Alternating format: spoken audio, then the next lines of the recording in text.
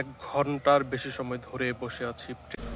ওই সামনে Sreepur rail station, আধা কিলোমিটার উত্তরে এই রাস্তাটা চলে গিয়েছে শ্রীপুর থেকে রাজাবাড়ি, এবং রাজাবাড়ি হয়ে কাপাসিয়াও যাওয়া যায়। যেখানে দাঁড়িয়ে আছি এখানে একটি পলাশ ফুলের গাছ দেখতে পাচ্ছি, ওই দূরে মাটির ঘর, এখানে প্রাচীন পুরাতন একটি বৃক্ষ। আমি কখনো রেল লাইন ধরে হাঁটি না, পাশ দিয়ে হাঁটি, নিরাপদ দূরত্ব রেখে হাঁটি, যেখানে ট্রেন গেলেও পাশে আমার কোনো প্রবলেম না হয়, কারণ যে কোনো মুহূর্তে ট্রেন চলে আসতে পারে, আনমনে প্রবলেম, একটা সমস্যা হতেই পারে। এখানে একটি পলাশ ফুলের গাছ দেখতে পাচ্ছি, এই যে দেখুন, এই শ্রীপুর অঞ্চলে ভালোই দেখা যায় এই সিজনে পলাশ ফুলের গাছ। এই তো পলাশ। আমি কেন যেন শ্রীপুরে শিমুলের চেয়ে পলাশ আমার বেশি চোখে পড়ে, হয়তো বা পলাশ গাছ শিমুলের চেয়েও বেশি। ওই পাশে মাটির ঘর, শ্রীপুর পৌরসভার অন্তর্গত। এই তো দেখুন পলাশ ফুলের গাছ। একটি ছেলে ফুটবল হাতে দাঁড়িয়ে আছে। ওই পাশে আমি কিছুক্ষণ অপেক্ষা করব, একটি ট্রেন গেলে সেই দৃশ্যটা আপনাদেরকে দেখাবো। ওই যে মাটির ঘর, খোলা জায়গা।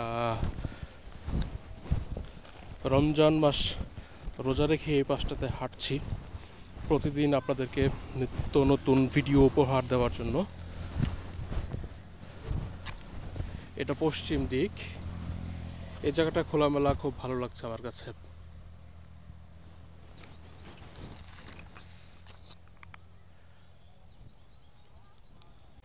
এখানে যে বসে আছি, একটা সাপের অজানা ভয় কাজ করছে, কারণ মাঝে মধ্যে ভিডিও দেখি, ছবি দেখি ফেসবুকে, এই রেল লাইনের এরকম স্লিপারের নিচে গোখরা সাপ আছে। সেটা হয়তো ফটোশপে হতে পারে বা বাস্তবও থাকতে পারে।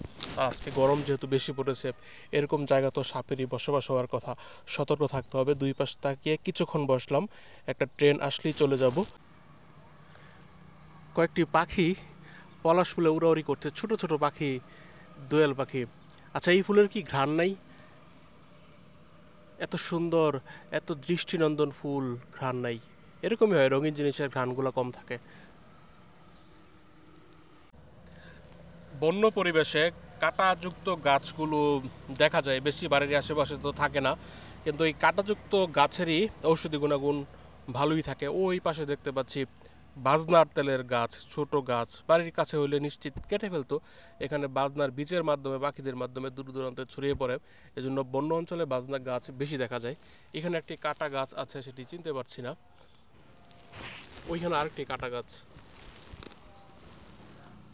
ওই পাশে একটি লোক বসা, হয়তো আমার মতোই কোনো পথিক বা আশেপাশে কাজ করে ক্লান্ত, বাড়ি এখানে আরেকজন সাইকেল অতিক্রম করছে, মানে রেল লাইনের উপর দিয়ে সাইকেলটা হাঁটিয়ে নিয়ে যাচ্ছে।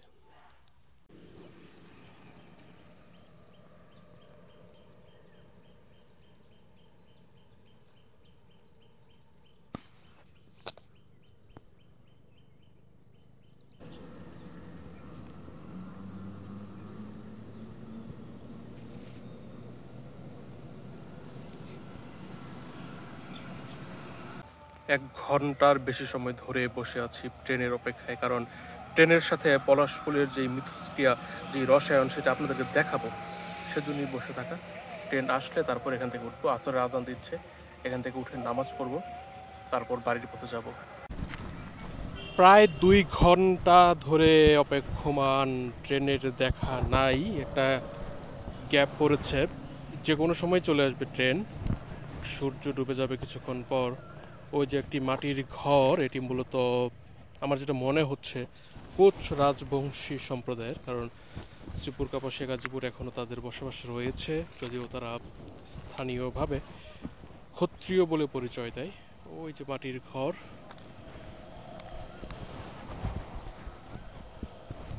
কোকিল ডাকছে একটু পরপর।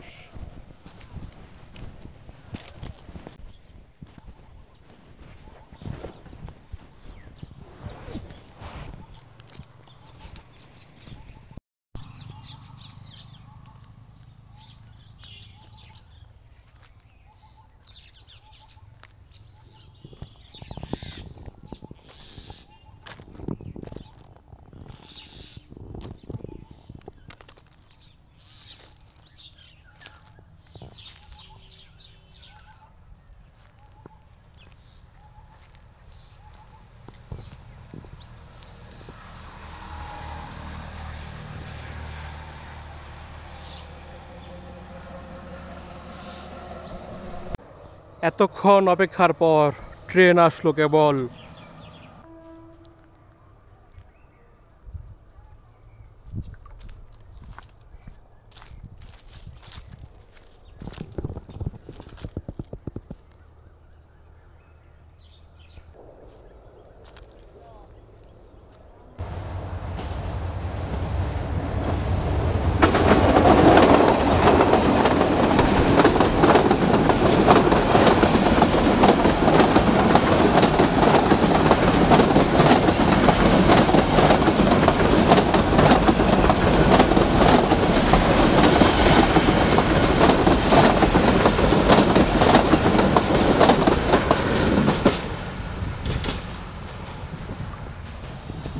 গুড বাই আদিবাসী পল্লী। এখানকার স্থানীয় বৈচিত্র্যময় নৃগোষ্ঠী কোচ রাজবংশী সম্প্রদায় ক্ষত্রিয় নামে পরিচিত। আমি নাজিব মাহফুজ খান বিদায় নিলাম এখান থেকে।